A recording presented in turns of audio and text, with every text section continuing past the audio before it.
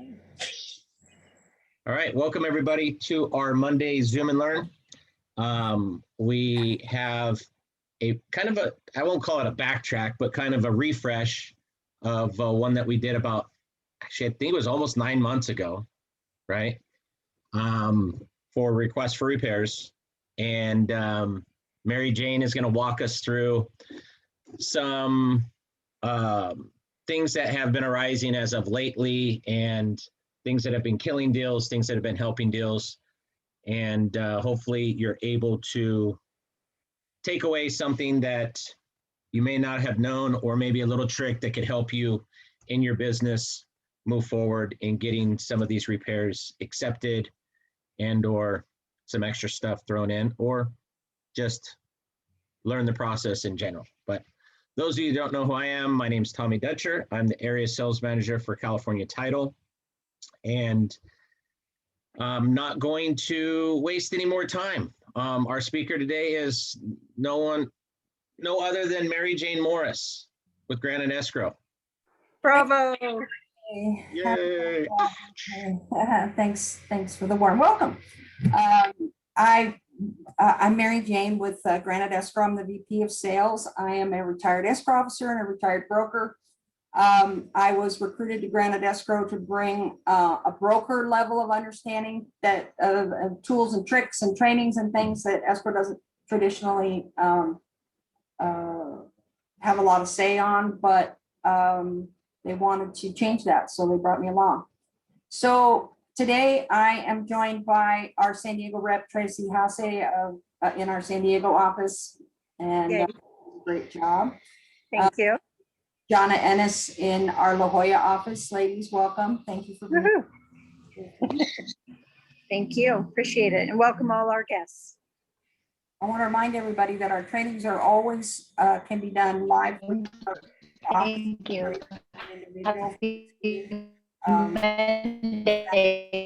Hold on, MJ. I think Jonah's trying to speak, but her reception is really bad, so it's not coming through. All right, go ahead. I think she was probably trying to say hi. Yeah. Welcome for Jonna. She's the lucky lottery winner of no sound this week. So I'm going to ask Tommy to load 3 things on the chat for you. We always wait until the chat starts just a little bit, because if you come into the chat after we've loaded, you won't be able to see the things that were already loaded. So I'm going to ask him to load the car PowerPoint presentation you're going to be able to find in the chat. There is a car directive for request for repairs, an oversight from the legal department. And then we're going to talk today about as-is clauses. This is one of the things that's coming up quite a bit. So we're going to talk a little bit about, I'm going to kind of set the tone a little bit before we get into the bells and whistles of the request for repair form. There were some fundamental concepts that I wanted to lay out, and this is one of those meetings that maybe I could have made it an email, but I felt it was important enough to tell you that one of the common mistakes I see in requests for repairs is buyer's agents asking for the seller to inspect something or prove something. I wanted to remind you that the fundamental rule in real estate is sellers disclose and buyers inspect. So one of the first things I want you to remember is that if you get a request for repair and the seller's being asked to verify the roof and verify the AC and verify, they don't have to do any of those repairs. They obviously they could ignore the whole request altogether if they wanted to. They could review it and decline altogether, but they certainly can decline the things that require inspection. So I've been seeing a ton of requests for repairs where one in particular that springs to mind is seller to verify roof, seller to verify air conditioning, seller to verify. Those are all inspections the buyer should have done. The seller shouldn't have to go out and inspect or find out anything about his property at his own expense. So I wanted to remind, as we go through the class today, I want to talk about sellers disclosing and buyers inspecting. Of course, right along with that goes disclose. One of the biggest problems I had as a broker, especially with investors, was trying to avoid the TDS or the SBQ. or refusing to say if some of their work was unpermitted. After I work with investors for a very short period of time, one of the things I tell them right away is that it is in their best interest. Lots of sellers think that if they don't tell, it's better. It's absolutely better to tell, because the moment you've told it, you've eliminated the responsibility for it. Now, they may come back and ask you for something, but you're still able to turn it. You're able to turn it down. But failing to disclose is a big no-no in real estate. And I want to remind you that no matter how bad it is, if it's in the TDS and the SBQ or the there is price solves all problems. My dad used to say that there was a bottom for every seat. If you know what I mean, there's somebody who wants that property under whatever the condition is. So don't be afraid to disclose. Don't be afraid to do your own inspections, to ask buyers to do their own inspections.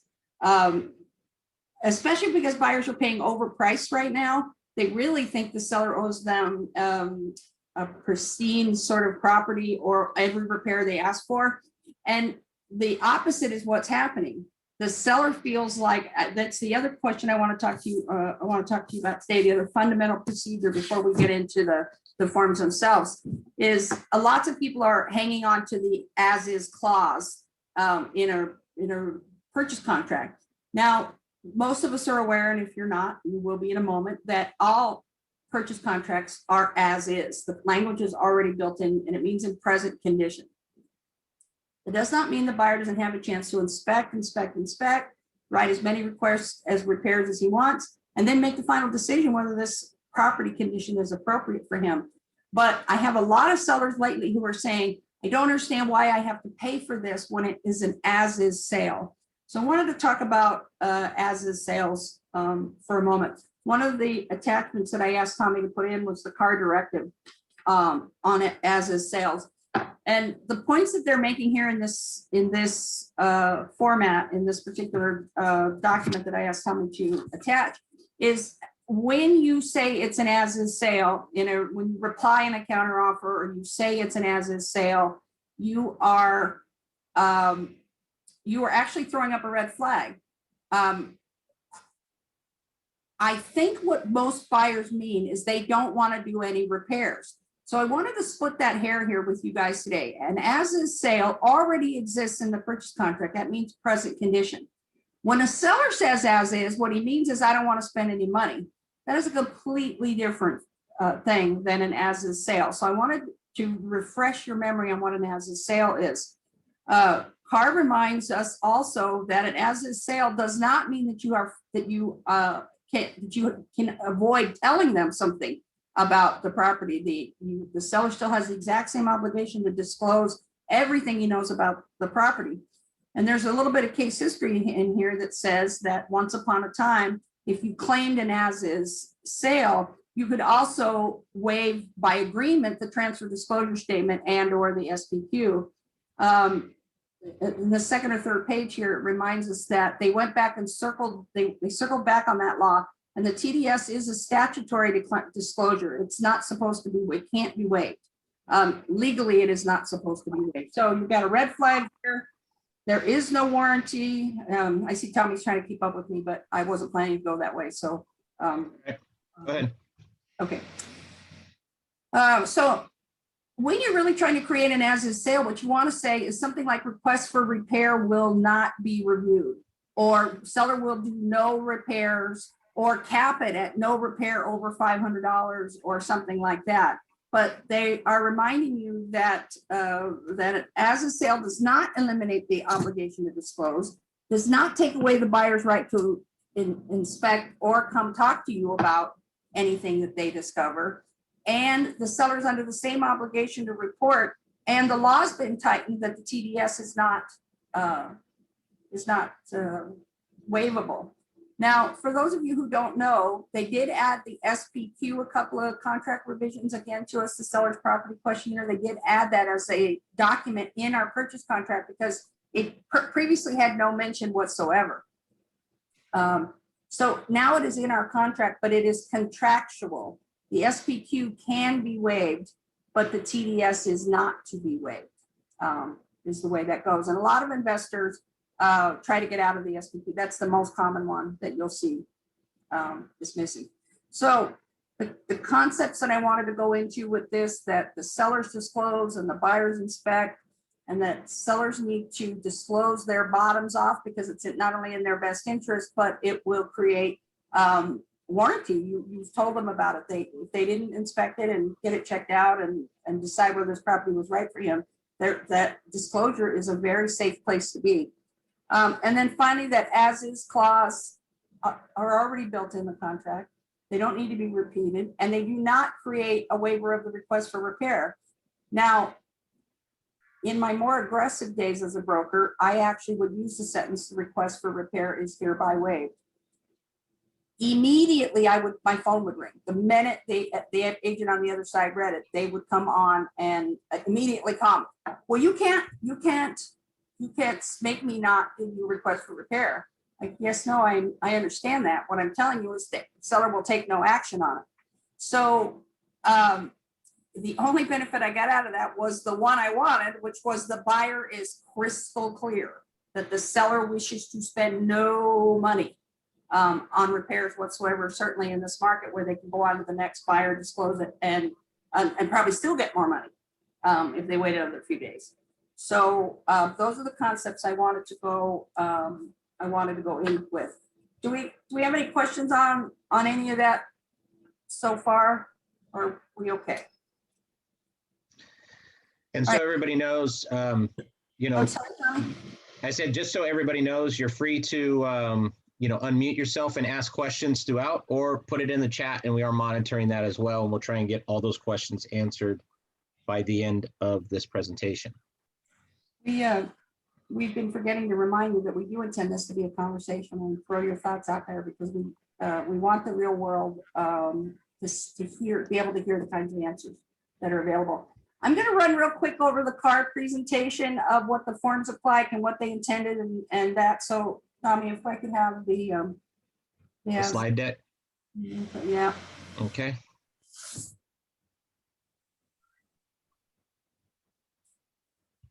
So CAR rewrote the request for repair slideshow because they wanted you to be aware of the new addendum form. Some of you have used it already, the amendment for existing terms, or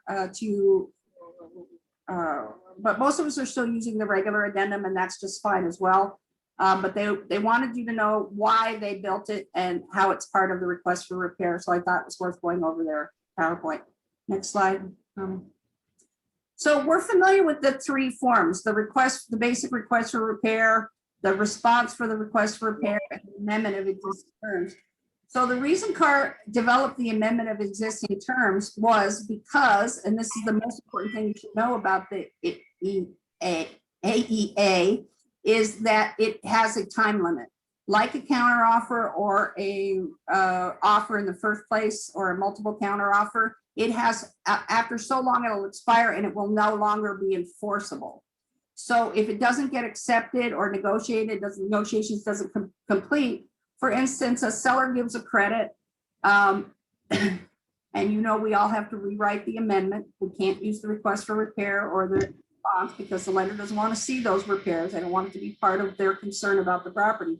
So we have, for my entire career, rewritten our credits and our basic understanding, whether we're wiping out a termite or adding a termite or deciding who's going to do the clearance, that sort of thing. We've traditionally written an amendment. However, because these are supposed to be negotiations, CAR intends you to have a place where you can make an offer that is good for only so long. Meaning, if by 5 o'clock tonight you accept this, then we have then we're done with that negotiation. The amendment of existing terms does work exactly like a counter, in that you have so much time, and if you don't return it, it's going to be considered. It is not a regular amendment that we all used to use. The other benefit of this form that does not apply to the request for repair is that there's a joke in real estate that agents will sometimes throw something against the wall to see if it'll stick. And really, maybe your communication is difficult, or you're not quite sure whether they're going to accept your proposal of something. And so some agents have used the technique of writing it up and just sending it over on an addendum like it was a done deal. And you'd be like, where did this come from? I didn't agree to this. Well, we thought this was a good solution, so we're offering you this solution. When you write it on a regular amendment, you're no longer negotiating. It's already unless it doesn't get signed, and then it has to be rewritten that it's not going to be signed. Whereas an amendment of existing terms can just be ignored and will expire on its own. So those are the two benefits of the new amendment of existing terms, is it has a deadline, and you can use it to propose terms, not just for the request for repair, but propose possession changes and small things that you need to propose, but that aren't agreed to yet, and they need some negotiation. The traditional way you do an RR is the buyer lists repairs, he asks for pest control repairs, credits, reductions in price. Typically, you add any inspections or bids. On the REO market day, we had to submit 2 bids along with it. I got to be a fan of submitting bids with repairs, because very often the bids that a buyer will get will be higher and more thorough than a seller bid, which will often be a lower and more minimum. And usually between the 2 bids, we can come up with the right scope of work at the right price. So you have to include your inspection so that they can see what you're talking about. I'd like to stop right there just for a second and talk another point that made me want to have this class over again. 2 things I see are happening again is that buyers and their agents aren't sitting down and discussing what would be the right combination of things to ask for on this property. Very often a buyer will just say, well, I want it all. It's everything that's on the summary page, all 22 items, no matter how important or less important they were, let's just ask for it all. So then it's up to the seller's side and the listing side to decide what might be enough to make you happy to keep in the deal. I do not think this has great wisdom to it. I think besides sitting down and eliminating some of the smaller things, so that you're not giving a laundry list of repairs, but we're more aware that what you're asking for, you actually want done, that these are things that were important to you, not just a laundry list of everything that was on the summary page from the inspector. The seller can then agree to all or none of the repairs or requests or counters back on our seller agreement is conditional. And the seller must remove at least the physical inspection contingency and maybe other contingencies for buyer to release to seller. CARB reminds us in this presentation that unless they sign the additional contingency removal form, that it's not enough to just sign the RR form. It was for a while, but they reverted back. And if you don't do the additional contingency removal form, even if you mark the box that says they hereby remove those contingencies, it is not presumed removed. So they do need to, as part of the request for repair, if they accept, return the appropriate contingency removals with it. Another big issue we've been seeing is buyers agents adding to the contingency removal form that all or some of the contingencies are removed except, and they add the request for repair onto that contingency removal form. Request for repair is not a contingency. It is not on the contingency form on purpose. We understand that buyers want to know if they're going to do the repairs before they remove those contingencies. And frankly, that is what, and I don't think Tommy and I could stop it or anything like it anyway, but we do have to remind people and advise them all the time that request for repairs is not a contingency. It should not be written on a contingency form as what you're waiting for your contingencies. Your technique in that, your proper technique is to give a partial contingency release and use your paragraph 14 timeframes or your remaining contingencies for the remainder of period of time you need. You are not legally adding anything by saying you're waiting for the request for repair. You're just documenting your failure to perform. So when you add that the request for repair needs to be answered before you'll give any contingency removal, you are not, you're not coloring between the lines. It's not an enforceable, and you could get a notice to perform. And if you're not careful watching the clock, you could be accidentally on the wrong side of a cancellation by insisting that the client answer your request for repair.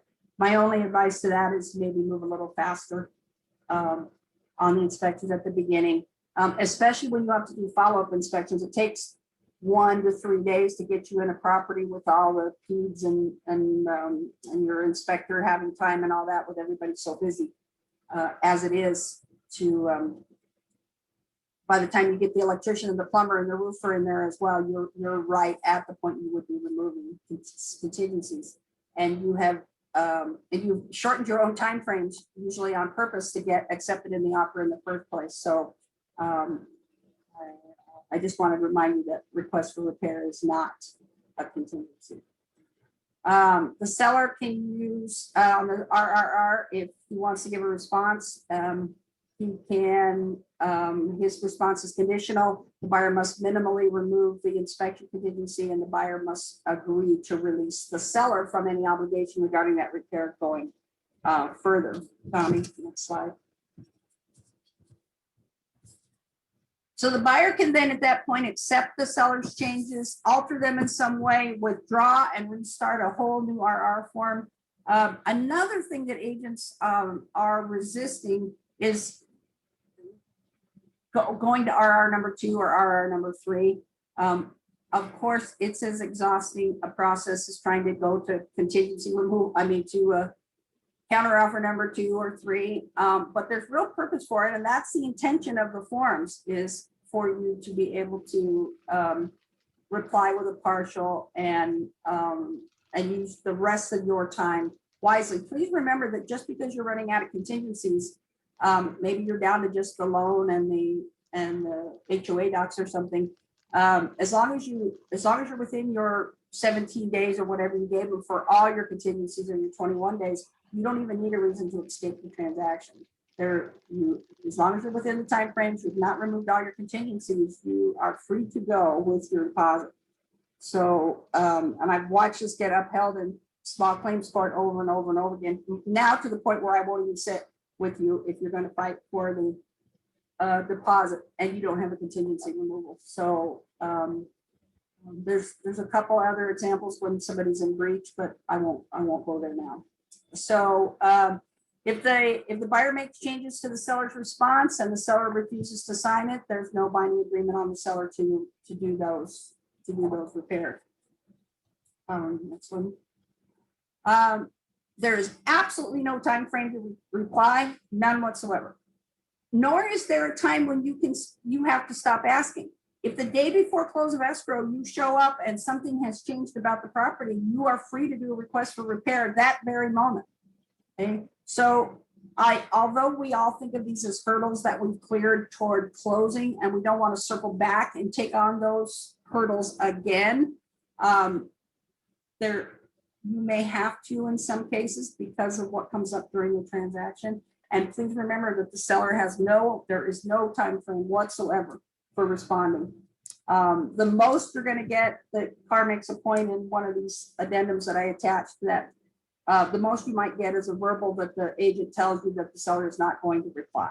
Sometimes you can't even get them to say they're not going to reply, and they don't owe you that answer. So it can be pretty frustrating. And I know for buyers agents right now who are trying to convince people to spend $10, $20, $50, $100,000 over on the market, why the seller feels just as firmly that he didn't create the market and he intended to create to only do certain repairs, or he meant to what he meant when he said an as-is sale was he doesn't want to do any repairs. Which brings me to another thought. I'm starting to see a lot of sellers, agents recommend that that we do everything that's on the, just as, I don't know if I want to call it lazy or sloppy, as some of buyers agents have gotten about turning in whole laundry lists of things. Listing agents in their busy times now are tending to see if they can just agree whole cloth or turn it down whole cloth, and they're not taking it apart. So one of the things if I had gotten a long list and some of the things said they needed further inspection, I would send those items back. Once item 1, 3, and 5 back for buyer's inspection. Item 3, 4, and 5 will be ignored. 7, 8, and 9 will be repaired.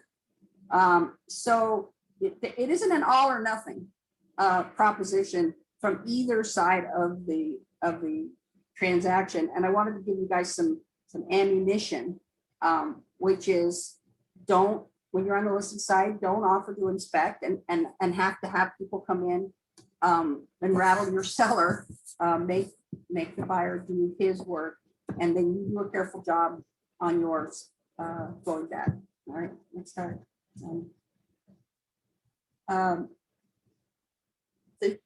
Next, go ahead and go on to the next one. I think we pretty much covered. I'm done with this PowerPoint. I'm going to go back to. We're gonna insert it for you guys to have in the chat, but we're gonna now. I just want to talk about some. Tommy, you can go ahead and bring it off the screen. Thanks. So some of the other questions that we get a lot in this class are, should you recommend an inspector? As a broker, the very first thing a buyer says to me when he calls in to say that something's about the property is that you, the buyer's agent, were in cahoots with the inspector. You picked them, you chose them, they had nothing to do with it. And how much did you pay them to say that? They go from 0 to 60 right there if you chose the inspector. You can have 3 to 6 of them that you love, but I would give a list with at least 3. I joke now, I will stop for a minute and just and tell you that the older I get, the more I sound like an old broker. And I know that I sound to me now like older brokers sounded when I was a young person and I was moving a lot faster than I move these days. So I know some of these rules are fundamental, and but if you choose the inspector and it blows back, you will be presumed that you facilitated this inspection to your own comfort and not to the comfort of the buyer. So it's very important. I can't help but recommend that you should. I want to talk about what happens when a buyer can't do an inspection or says they can't afford to do an inspection. In certain circumstances, I, as a broker, would have recommended that you throw it in as a gift, because it is going to be the safest place for you to be on the other side of the transaction when they come back with concerns. Or split it with them. But do try to talk them out of having no inspection whatsoever. The second part of that is when it says, we just finished up a small claims court. It took us months to get there, and the buyer had been warned in the physical inspection that the house was knob and tube, or whatever they call that type of electrical, and that they should have an electrician in. We got them an estimate from an electrician to come in for $150, and they said they wouldn't pay it. But they would spend 18 months in small claims court trying to get $12,000 for the rewire of their house when they wouldn't pay the $150 for. So again, these are small costs that you're going to want to try to work out. When I was an agent and people would ask me to cut my commission, I would very often say, I'm not unwilling to apply my money in certain circumstances, but I like to wait until there's a real need. And then participate in it at that time. So one of the answers I give when I'm asked to reduce my commission is a blanket across the board that it isn't impossible, but it needs to be applied to something that is useful to the transaction. It's not going to be a blanket cost reduction. And the kinds of things, and I used to budget roughly about $500 a transaction, and that would include the closing gift.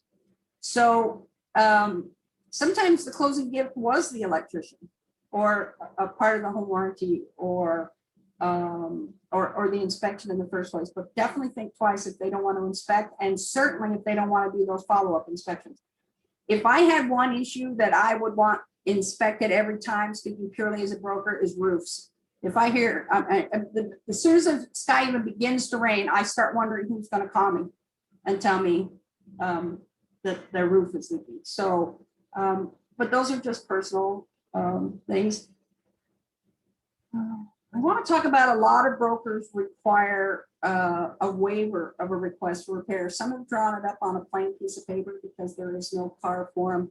Most of us just use the top third of the request for repair and say, in my case, I would recommend to my agents that they write that the broker requires a request for repair when there's no request made. And the reason for this is the buyer's three big rights. These are the three you want to be careful when you're waiving. They have a right to inspect, they have a right to request for repair, and they have a right to walk through. Very often, the person who's willing to waive one of those winds up being the guy who waives all of them.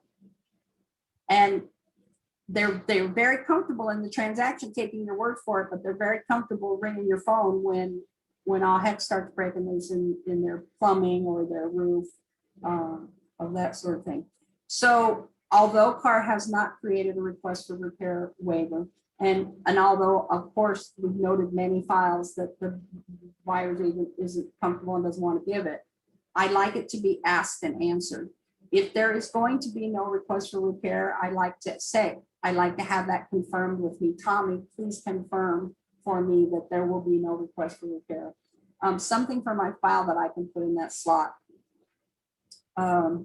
So if on that note, because I have seen stuff where an offer comes in and the counter is that the seller will accept the offer, but in the counter puts in there that seller refuses to do any and all repairs. So knowing that the offer was accepted as is with no repairs, do you recommend they still do that, even though it's in the counter that there will be no repairs done from the seller? Yep. Okay. It's a best practice kind of thing. And like I said, if CAR thought we needed it, in fact, one of these days I'll have to ask my buddy that comes on and talks to us every now and then from CAR why they decided we don't need one. Basically, if one didn't get written, there's no such thing as a waiver, and I guess it's a why go there kind of question. But for those of us who have been in the practice of looking out for you and keeping you out of court, the more pieces of paper I can put between me and the judge are going to be much more advantageous for you when the time comes and we have to answer. And by the way, a few times in recent times, I've been listening to an email chain or something, and the person will tell me, well, we decided we didn't write a request for repair because the seller didn't want to do one. We just agreed to some repairs. He will this, that, or the other. So then when we had the request for repair waiver sent out, I discovered that as far as the buyer was concerned, he did ask for repairs. Just because they didn't get written up the way we would normally write them up to avoid a confrontation with the seller does not mean the buyer didn't think he asked for them. So had I not asked for the waiver, I had to send this particular team back to write what they intended, what the repair request turned out to be. It included some termite works and some shared costs on termite work between two of the agents and the seller. But the buyer didn't see it that way. They saw it as a request for repair. So the agent asked me what was the fastest way to clean this up. I said, write a request for repair, which we should have done in the first place. I want to talk about termite reports. Real quick, on the flip side of that question that I just had is, let's say that in the offer itself, the buyer says, all we want is a Schedule 1 termite clearance and we waive all other repairs. At that point, do you still recommend another form or no? Now it's been asked and answered. I have something to show that it was asked and answered, and they had their opportunity for scope. Yeah. When they wrote the minimum. This is another good reason why your notes in a transaction come to be very important, because maybe you explained to them that the seller was willing to do a couple things, but he didn't want to look at your request for repair. And there was some conversation that's not going to be documented. This is a good reason to get those kinds of things into your file, into the spot where the request for repair goes. In a traditional file, whether you have it or not, whether you're loading online or not. If I think something's about that particular subject, I load it right onto the line that it goes on, so that people don't. Another great example we had was corrections to the TDS. We asked for certain boxes to be filled in, or we knew for sure there was a shared fence or an HOA, and the seller declined to revise. I immediately add that email right with the transfer disclosure statement right into my file. Don't make it hard to find things that are going to save you. Just go ahead and load them with the item and create the impression you want somebody to see down the road. When the Department of Real Estate calls for a file, they don't allow us to deliver it electronically yet. It has to be printed out. You have to send 3 different copies. You have to print out all your emails. You have to print out everything. You have to take them, an old-fashioned paper file.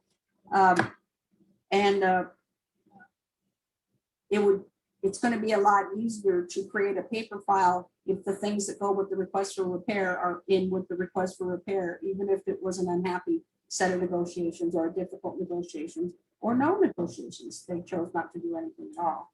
So it's going to be very important in documentation. One of the tips that I teach when I teach new agents, another tip I wanted to give you guys was, as a listing agent, I write in specifically on VAs, but for all transactions, requests for repairs will not be negotiated until appraisal comes in.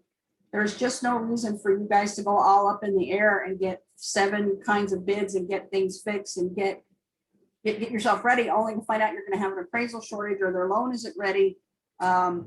I find that the appraisal, the contingency removal, the request for repair all come right about the same time. And one good clean negotiation could clean it up instead of now. Does that mean I can't send the request over for you to start pondering, especially if it's going to be a difficult one?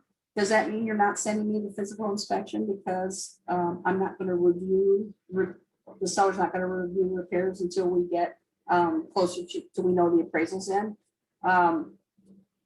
In VAs, we don't so much ask for credits like we used to, but we used to have the further issue of a credit being asked for. So not only did we have to fix the sales price, the repairs themselves, but what credit was going to go in, and you essentially rewrite the transaction. I think it's in your best interest and in your client's best interest to do that once.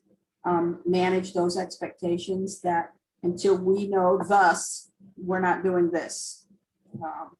And I think you'll save yourself a lot of efforts on that. I wanted to talk about giving credits. One of the most common mistakes I see is that a large credit has been agreed to without telling the lender, and that it exceeds the limit of the loan. Each loan has a percentage limit that it is allowed to have credits. Sometimes it's almost always 6%, but it is often 3% as well. And sometimes some of those credits have been given by the lender for the express purpose of spending them on things that go with the loan. So you may think you have a $10,000 credit when the lender thinks you have a $2,500 credit left available. So if sellers and buyers will negotiate to the point where they're so irritated with each other that even $100 repair will kill a deal. Okay? And the agent will come in and sit with me and insist that we find a way for this $100 to be, or what, and it's never $100, but the reason I use $100 is because I had one transaction where I spent 3 days negotiating how $100 was going to go through the transaction. So on a request for a repair, if there's going to be a credit, and certainly a large credit, you definitely want to run that by the lender before you accept it. The only choice you have after that is for the seller to pay for those repairs off the seller side of the closing statement instead of giving you the credit. However, they don't have to do that. So when you come back and say that you've exceeded your credit and you'd still like your 10 grand for that pool, now I need you to pay the pool guy 10 grand. The seller is free to tell you no. There is no obligation to coordinate your payments if they give you a credit. So if you guys call me and ask me how to get something paid for, I am going to give you an opportunity to walk it back to the seller side of the HUD, but then you need cooperation from them to agree to pay for it. And if they didn't want to give you that money in the first place, they potentially don't want to give it to you in the second place either. So please be very careful where appraisals come in. A common explanation, the last thought, one of the last thoughts I have here before we start taking questions is that we all know that appraisals and inspections are not the same thing, but buyers mix it up and think if they've had an appraisal that they don't need an inspection, or if they've had an inspection, they don't need an appraisal. Neither one of those is true. And then my last thought before we take questions is pest control reports. Best practice says that we order them at listing, no matter what's on them, no matter how bad it is, you have that information at the time you negotiate and you're able to say what the seller really wants to do.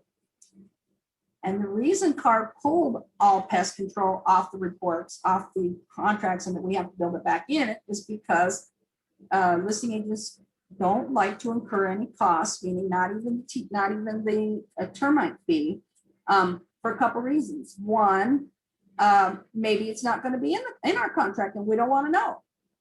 Or two, even if it's clear, we don't want to pay $65, $50, $75, $85 for the termite report. In this month alone, I have watched 4 agents split termite bills because it came in at the buyer side and the seller was adamant that they would not do it. If you had had that information at the time you were negotiating the purchase contract, you could have put it to bed then.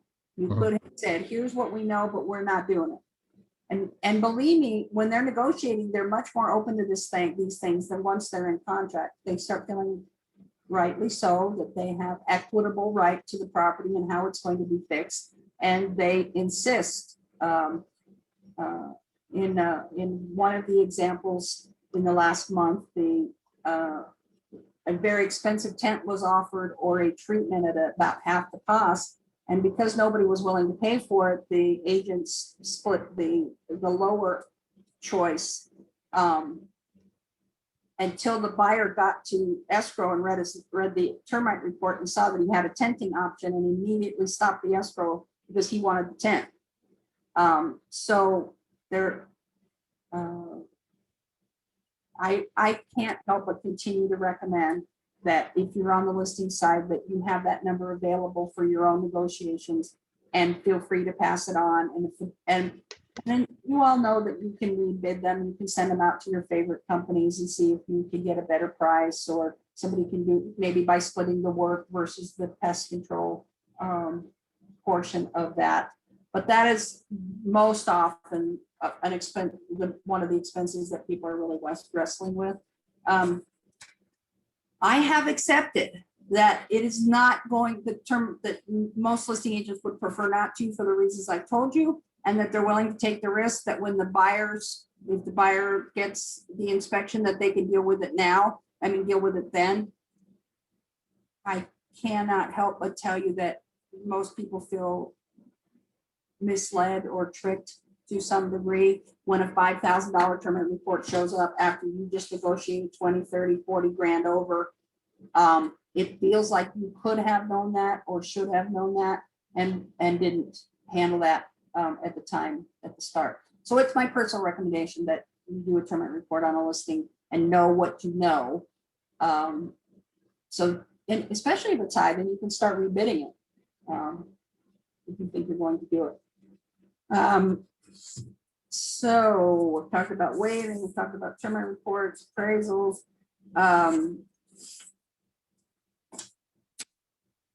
Actual repairs. Let's talk just, and I'll wrap up there. The contract does say that you will give them the receipts for the repairs. And so I just wanted to, for those of you who have access to the San Diego Risk Management Library on your zip forms, if you notice up at the top where the car library is, you have several libraries, including sample forms and things. There is a form in there called the Seller Statement of Repairs that San Diego Association of Realtors created for San Diego agents. It does give a spot where the seller says how much he did himself, how much he had done otherwise. I also can't help but recommend that you do ask for them to be completed by a licensed contractor or a licensed person in that trade. Sellers have the right to do any repairs themselves, short of pest, and putting in chemicals and things. So what you might get from a seller may look very different from what you would get from a contractor, especially once they pull the wood down and start looking at what other damage might be there. So I do recommend that you ask for competent professionals to do your repairs. And then, in case I haven't mentioned it, no buyer or no buyer's agent and no buyer's handyman may enter a property and do repairs without a license, a bond, a written permission from the seller to do that work, the scope, when they're going to be in, when they're going to be out. Buyers cannot, FHAs and VAs, they're famous for, I'll run in and change the floor, or I'll run in and fix that glass window, or I'll run in and paint. I think I just posted not too long ago about a fire that was caused by a drill that got put down or something. And it was a licensed contractor, but it is possible for people who work on property to damage it. So if you send them, it's going to be your responsibility as well. So make sure you remember not to let buyers do their own repairs. And you should certainly never enter a property and do the repairs as well. And as long as I'm on that thought, and I promise this will be my last thought on the subject, is that you can't, as agents, also verify repairs. So obviously you can tell if the window's broke or not broke anymore, or if the front door is there or not there anymore. But once it gets more extensive as to whether the sprinklers work and the pool works and the spa works and all that sort of stuff. So I recommend that you send your home inspector back to look at the repairs afterwards if they're complicated. Okay, because the buyer's not going to know either whether it's competently repaired unless somebody who knows what they're doing is looking at it. So you should definitely not be saying that you think the repairs are done. Like I said, when an agent asks me if they can say that, I'll ask them what kind of repairs. Oh, we only changed the locks on the front door. Okay, well, that one's pretty easy. If you could conceivably do it, but be very careful that when you are being asked to check repairs. If the buyer cannot be there, he needs to waive his opportunity to view those repairs. And I think I've got all my worries out. Like I said, it has been a really hard month of watching very painful requests for repairs going by, which brought me to my thought last week that maybe we should touch it again.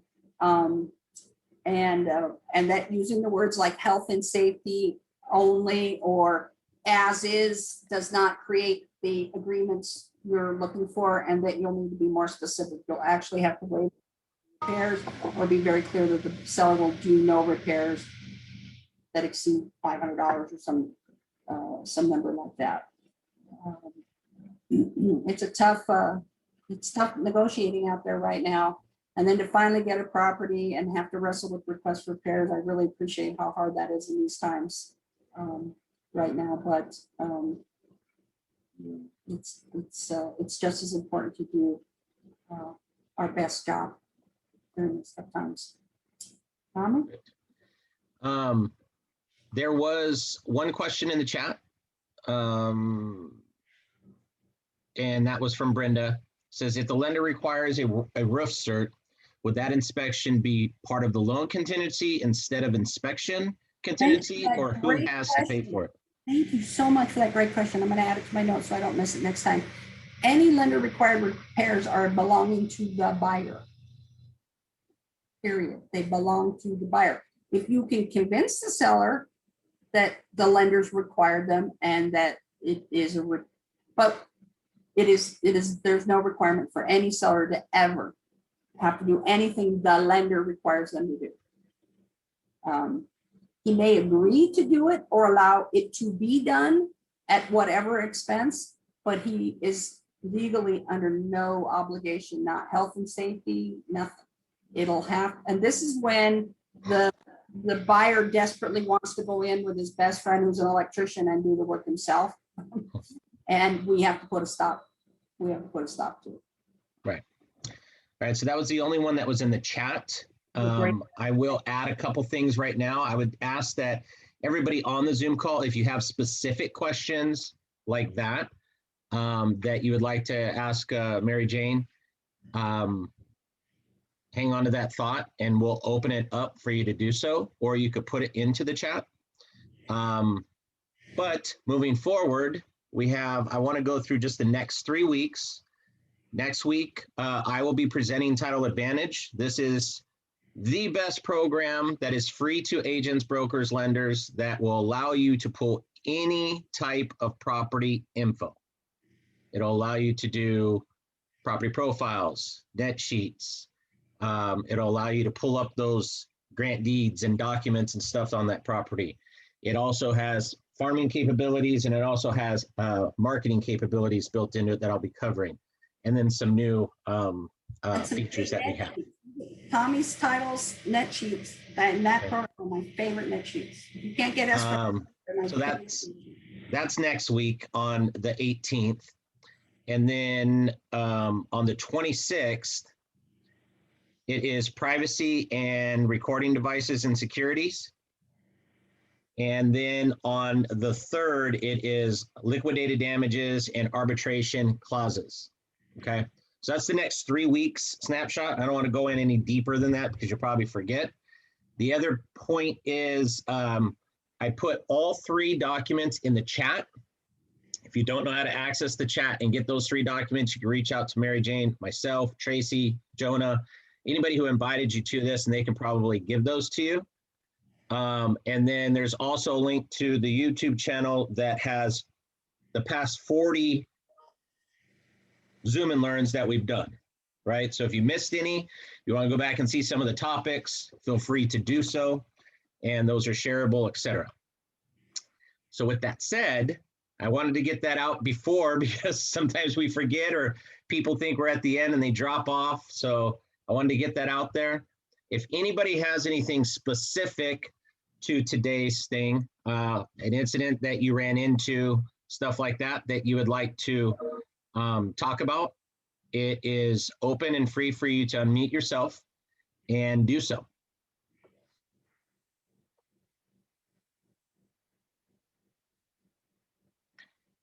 Tommy and I are the last 2 off the group at the end.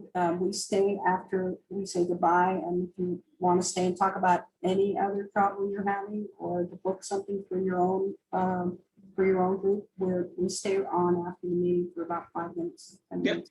So we'll go ahead and then wrap it up then, since there were no questions, and we'll thank you guys for coming and let you know that every single Monday, it's the same Zoom link. Please join us at 12:30 every Monday. It's a different topic. We are here to try and add as much value as possible. So we hope that you'll join us. We hope that you'll share it with your fellow agents and or brokers. And we do offer all of these classes that we do as a private class as well. If you have an office or what have you that you would like us to present it to, we could do that. So with that, I'll say thank you. And we will remain on to answer any questions or any other things that you may need answered. Thanks again, guys.